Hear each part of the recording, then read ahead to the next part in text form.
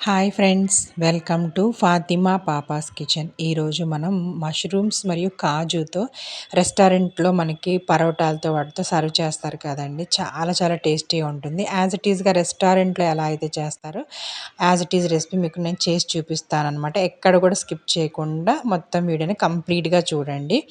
So step by step చేసి చూపిస్తాను. చాలా ఈజీ వేలో మీకు నేను చేసి చూపిస్తాను. అలాగే ఇది చాలా చాలా టేస్టీగా ఉంటుంది. ఒకసారి తప్పకుండా ట్రై చేయండి. సో దీనికోసం నేను ఇక్కడ మష్రూమ్స్ అనేవి బటన్ మష్రూమ్ అంటారు కదండి, మనకి మార్కెట్లో ఈజీగా అవైలబుల్గా ఉంటుంది. దాన్ని వెనక తొడిమి కనుక కొంచెం నారలా ఉంటే, కొంచెం ముదిరివి అయితే నారలా ఉంటుందండి, అది తీసేయండి. లేదంటే మొత్తం మంచిగా కట్ చేసుకోవచ్చు. పెద్ద అయితే ఒక 4 పీసెస్ నేను వీడియోలో చూపిస్తున్నట్టుగా కట్ చేసుకోండి. లేదు చిన్నవంటే 2 పీసెస్ కట్ చేసుకోండి. ఇలా శుభ్రంగా కడుక్కొని కట్ చేసుకోవాలి. కట్ చేసుకొని పక్కన పెట్టేసుకోవాలి. అలాగే కాజు నేను ఒక 2 గుప్పెళ్ళు తీసుకున్నానండి. సో సరిపోతుంది. అంటే కాజు మష్రూమ్ అనేది మీ ఇష్టం అండి. ఎక్కువ కాజు కావాలనుకుంటే ఎక్కువ వేసుకోండి, తక్కువ కావాలంటే తక్కువ వేసుకోండి. అది ఇంకా మన ఇష్టం అనమాట. ఆ తర్వాత ఇప్పుడు మనం ఒక మిక్సీ జార్ తీసుకొని ఒక 4 బాగా పండిన టమాటాలని రఫ్గా కట్ చేసి మిక్సీ జార్లో వేసేసుకోవాలి. ఆ తర్వాత ఒక గుప్పెడు కాజుని నేను నానబెట్టానండి. ఆ కాజుని కూడా దీంట్లో వేసేసి ఫైన్ పేస్ట్ చేయాలన్నమాట. ఇలా మనం ఫైన్ పేస్ట్ చేసుకొని పక్కన పెట్టేసుకోవాలి. ఆ తర్వాత మనం ఏ కడాయిలో అయితే వండాలి అనుకుంటున్నామో ఆ కడాయిని స్టవ్ మీద పెట్టేసి ఒక 2 టేబుల్ స్పూన్ల వరకు ఆయిల్ వేయండి.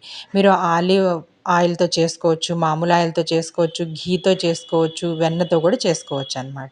సో ఇక్కడ నేను అనాస పువ్వులు ఒక 2, ఆ తర్వాత బిర్యానీ ఆకులు 2 వేసి ఇది కొంచెం సాతే అయిన తర్వాత ఇప్పుడు మనం దీనిలోకి మష్రూమ్స్ మరియు కాజుని వేయించుకోవాలి. ఫస్ట్ ఆఫ్ ఆల్ అవి వేయించుకొని తీసిన తర్వాత మిగతా ప్రాసెస్ అనేది స్టార్ట్ అవుతుంది. సో చూడండి, ఇక్కడ కాజుని ఫస్ట్ వేసాను. ఇది కొంచెం లైట్, ఎందుకంటే ఇది తొందరగా వేగుతుంది కాబట్టి ఫస్ట్ దీన్ని వేసుకొని ఒక 2 మినిట్స్ అలా లైట్గా సాతే చేసుకోవాలి. అంటే లైట్ కలర్ రావాలన్నమాట, ఎక్కువగా మాడిపోకూడదు. అది మాత్రం దృష్టిలో పెట్టుకోండి. మంటని కూడా మీడియం టు లో ఫ్లేమ్లో అడ్జస్ట్ చేసుకుంటూ చేయండి. ఈ ప్రాసెస్ అంతా కూడా చాలా హ్యాపీగా మనం ఫ్రై చేసుకోవచ్చు. ఇది కొంచెం ఫ్రై అయిన తర్వాత మనం మష్రూమ్స్ కట్ చేసి పెట్టుకున్నాం కదండి, ఆ మష్రూమ్స్ని కూడా వేసేయండి. వేసేసి మంచిగా బాగా ఫ్రై అవ్వనివ్వండి. ఫ్రై అయిన తర్వాత మనం దీన్ని తీసేయాలి. ఈ మష్రూమ్స్ అనేవి మనకు ఉడికిన తర్వాత కొంచెం చిన్నవైపోతాయండి. సో చూడండి, మనం ఎంత పెద్ద సైజ్, అందుకని చిన్నవైతే 2 పీసులు, పెద్దవైతే 4 పీసెస్ అని అందుకననమాట. చాలా చాలా ఇట్లా దగ్గరికొచ్చేస్తాయనమాట. అందుకని ఇది మనం చూసి కట్ చేసుకోవాలి. ఆ తర్వాత అదే ఆయిల్‌లో ఇలా మొత్తం తీసేసిన తర్వాత అదే ఆయిల్‌లో ఇప్పుడు ఫైన్‌గా చాప్ చేసుకున్నటువంటి 3 ఉల్లిపాయలు చాలా ఫైన్‌గా చేసుకోవాలండి. ఇలా ఉల్లిపాయలు చాలా ఫైన్‌గా చాప్ చేసినవి వేసేసి లైట్ రెడ్డిష్ కలర్ వచ్చేంత వరకు వేయించుకోవాలండి. బాగా వేయించుకోవాలి. అలా వేయించుకుంటేనే, మనం రెడ్డిష్ కలర్ వచ్చినంత వరకు వేయించుకుంటేనే మనకిది చాలా చాలా టేస్టీగా ఉంటుందనమాట. మనకి ఆనియన్స్ వేగితేనే మంచి టేస్ట్ వస్తుందండి. సో చూడండి, లైట్ రెడ్డిష్ కలర్ వచ్చేసింది. ఇప్పుడు దీంట్లోకి మనం 1 టీ స్పూన్ వరకు అల్లం వెల్లుల్లి పేస్ట్, ఎక్కువ వేయకూడదండి, చాలా తక్కువ వేయాలి.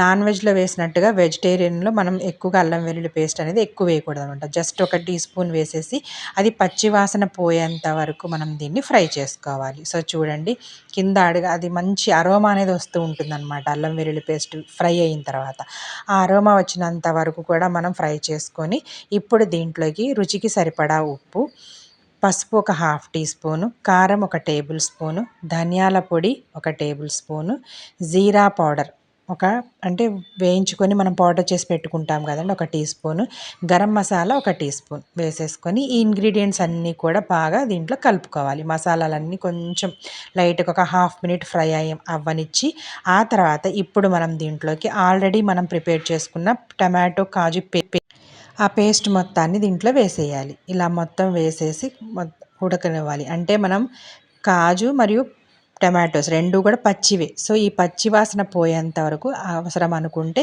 కింద అడుగంటుతుంది అనుకుంటే ఒక కొన్ని నీళ్లు కూడా, మిక్సీ జార్ కడిగిన నీళ్లు కూడా పోసేసి చక్కగా మొత్తం బాగా ఉడకనివ్వాలి.